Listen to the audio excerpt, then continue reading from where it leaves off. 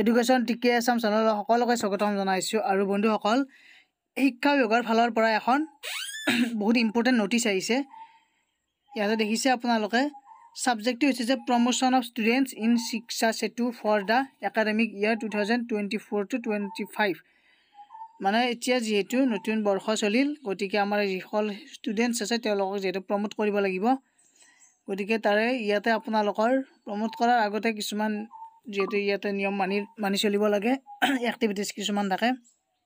এতিয়া প্ৰথমতে কি কৰিব লাগিব যে এক্টিভিটিছ কি আছে, new entry of students, promotion of students, demote, repeater, drop box, লগতে ড্ৰপ আউট। এতিয়া আপোনালোকৰ student to be selected for the activity.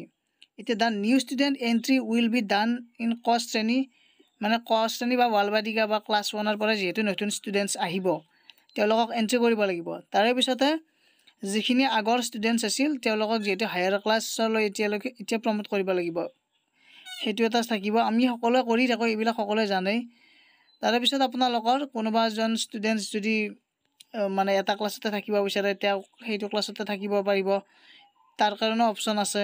Drop বক্সত থ'ব পাৰে, কাৰণ তেওঁ যিহেতু ধৰি লওক এজন ষ্টুডেণ্টছে যদি মানে বেলেগ এখন স্কুলত যায়, গতিকে তাৰ নামটো ড্ৰপ বক্সত থ'ব লাগিব, তাৰে পিছতে তেওঁ বেলেগত এডমিশ্যন ল'ব পাৰিব। আৰু এইটো কাম দিয়াৰ for you are requested to complete the promotion activities new students entry by 31 March, 31 মাৰ্চৰ আগত কমপ্লিট কৰিব দিছে।